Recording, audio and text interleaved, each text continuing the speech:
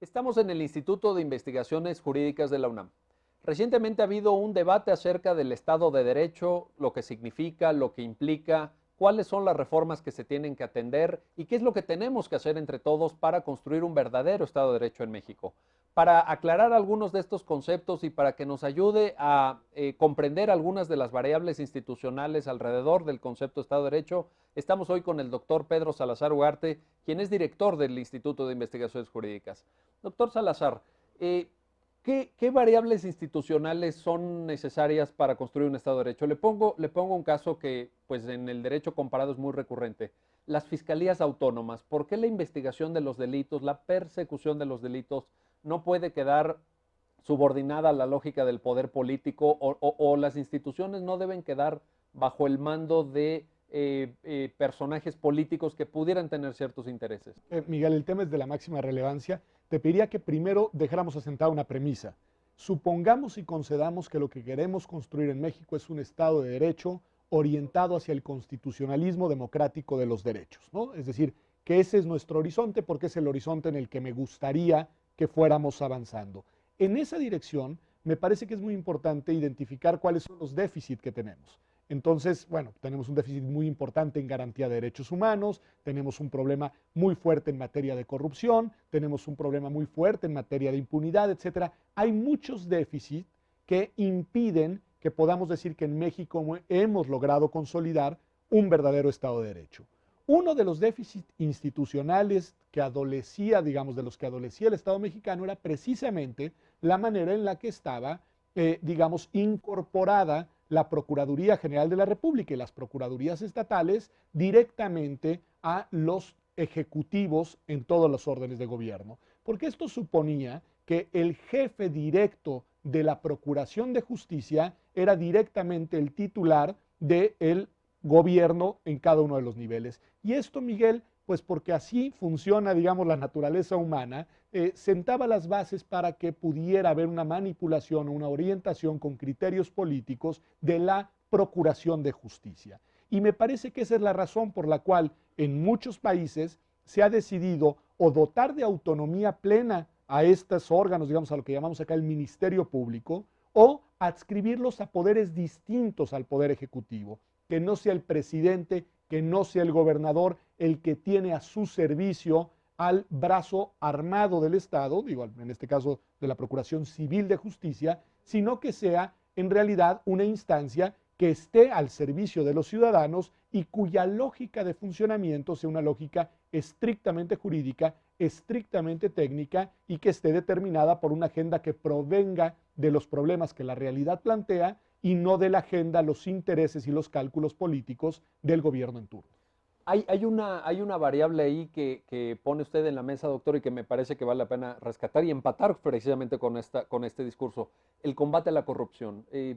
¿Cómo estamos en esa materia? Porque aparentemente en todos los rankings salimos muy mal, pero cuando ya se trata de investigar conductas concretas y de asignar responsabilidades individuales, no parece que estemos haciendo bien la tarea. Ahí la autonomía de la fiscalía, ¿qué papel juega? Yo creo que es una de estas cuestiones muy paradójicas en el México del presente. Pareciera haber un reconocimiento por parte de todos los actores políticos, sociales, académicos, de que tenemos un verdadero, un serio problema en materia de corrupción. Un problema que ha, digamos, lastimado a las instituciones porque ha erosionado su legitimidad de cara a la ciudadanía, que ha generado profunda indignación en los ciudadanos y que lamentablemente está presente prácticamente en todos los ámbitos del Estado y en todos los órdenes de gobierno. La corrupción es un mal endémico, al parecer, del Estado mexicano del presente.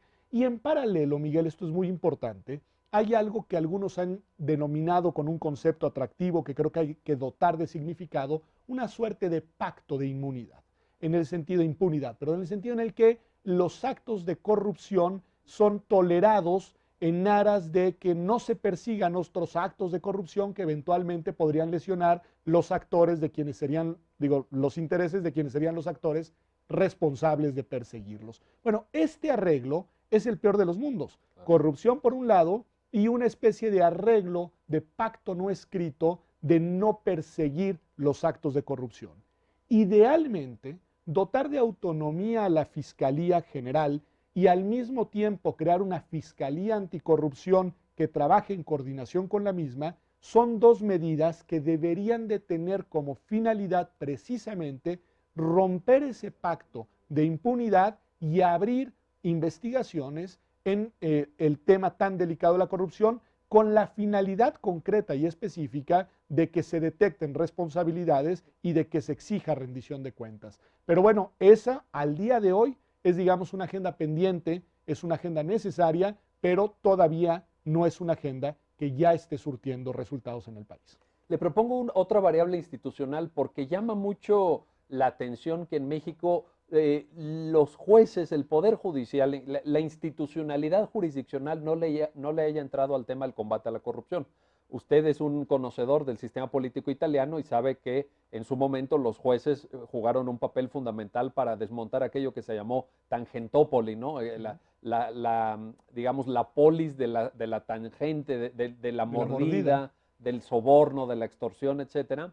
O, por ejemplo, lo que hemos visto recientemente en España, donde ha habido un verdadero embate de los jueces, fundamentalmente de jueces de la Audiencia Nacional y de jueces de alguna comunidad autónoma como Andalucía, en contra de responsables políticos. En México eso no lo hemos visto. ¿Qué reflexión nos aporta en ese sentido? Yo creo que nos lleva de nuevo, Miguel, a la noción esta de pacto de impunidad, en el sentido de que ninguno de los actores institucionales que podría hacer algo para enfrentar seriamente a la corrupción se ha tomado con responsabilidad esa agenda. Tú mencionas, y ahora regreso al punto del Poder Judicial, pero también, por ejemplo, en algunos países funcionan comisiones legislativas, que son las que inician investigaciones, sobre todo cuando los escándalos de corrupción, como ha pasado en México, involucran al Ejecutivo, en este caso a la Presidencia de la República. Y eso tampoco ha sucedido en México, es decir, ni siquiera los partidos políticos de oposición se han dado a la tarea de aprovechar los espacios de representación democrática con que cuentan para iniciar líneas de investigación en materia de corrupción. Bueno, voy al Poder Judicial. Yo creo que sobre el Poder Judicial hay que reflexionar en dos niveles. Sobre este déficit, que creo que adviertes muy bien, de, digamos, actuación para combatir actos de corrupción de otros poderes y de otras entidades del Estado mexicano. Creo que tienes razón, nuestro Poder Judicial ha sido omiso en iniciar investigaciones, en tomarse en serio el combate a la corrupción de otras entidades del Estado, pero también ha sido omiso en combatir la corrupción que sucede al interior del propio Poder Judicial, o para decirlo en plural, de los poderes judiciales. Y creo que ahí está el problema, porque de nuevo me parece que nos obliga a expandir el ámbito de aplicación del concepto de pacto de impunidad. Hay muchos autores que analizan el Estado de Derecho que dicen que no basta con ir construyendo variables institucionales y mecanismos de garantía y tutela de los derechos y del sistema jurídico en general, sino que también hay una corresponsabilidad social, el papel del ciudadano, la propia cultura jurídica, la comprensión que tienen los miembros de una determinada comunidad política de cuál es el papel de las normas jurídicas, de para qué sirven las leyes, de por qué se observan los ordenamientos jurídicos. ¿Qué pasa ahí? ¿Cómo juega este concepto en general en el Estado de Derecho? ¿Y qué pasa en México? La relación del mexicano con la ley, ese tema que plantearon algunos sociólogos de los años 40 del siglo XX. Yo creo que es una gran pregunta y es una de estas preguntas que hay que entrarles, digamos, de manera seccionada. Por un lado, creo que parte del desapego a la legalidad por parte de una comunidad política, en este caso la mexicana, parte precisamente de la incredulidad frente al funcionamiento de las instituciones. Cuando la corrupción se dilaga y cuando la impunidad se impone, pues la legitimidad de las instituciones necesariamente decrece. Me parece que en una buena medida la crisis de legitimidad de un Estado depende precisamente del hartazgo por parte de la ciudadanía de la manera en la cual no se cumplen las normas, no se aplican las normas y no se persiguen los actos que corrompen al Estado. Ese sería como un primer nivel, no para justificar, pero para explicar por qué, en efecto, en México no hay un alto grado de cultura de la legalidad. Ahora, en este terreno también hay que ser cautos, porque podríamos incurrir en el error de hacer una generalización demasiado amplia, suponiendo, como algunos suponen, que la sociedad mexicana en su totalidad es corrupta. y yo creo que eso es un error.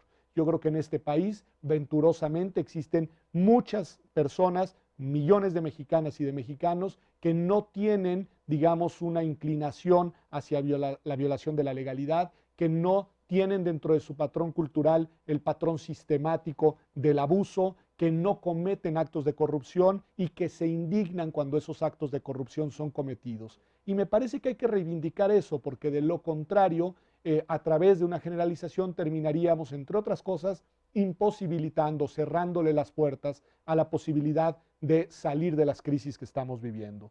Y en el tercer nivel, creo que aquí hay un punto importante, Miguel, que de nuevo tiene que ver con decisiones políticas fundamentales.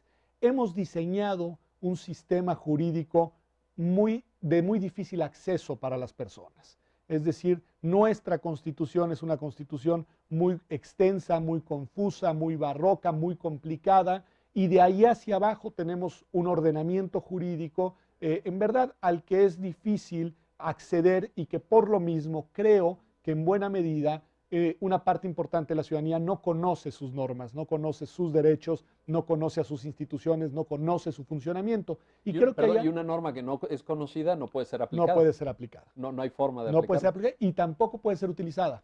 No hay una apropiación por parte de la ciudadanía de los instrumentos jurídicos con los que cuenta para superar los conflictos, para exigir sus derechos, para demandar garantía y respuesta por parte de las autoridades a sus necesidades. Entonces, el andamiaje jurídico, cuando se vuelve demasiado confuso, tiende a ser un instrumental irrelevante, porque las personas encuentran otra manera de solucionar sus conflictos, sus problemas, y no es necesariamente a través de las normas, no es necesariamente a través del Estado de Derecho. Estamos platicando con el doctor Pedro Salazar Ugarte sobre el Estado de Derecho. En la segunda parte de esta cápsula hablaremos de las medidas concretas que podemos tomar en México para mejorar nuestro Estado de Derecho en distintos ámbitos de nuestro quehacer social. Quédese con nosotros.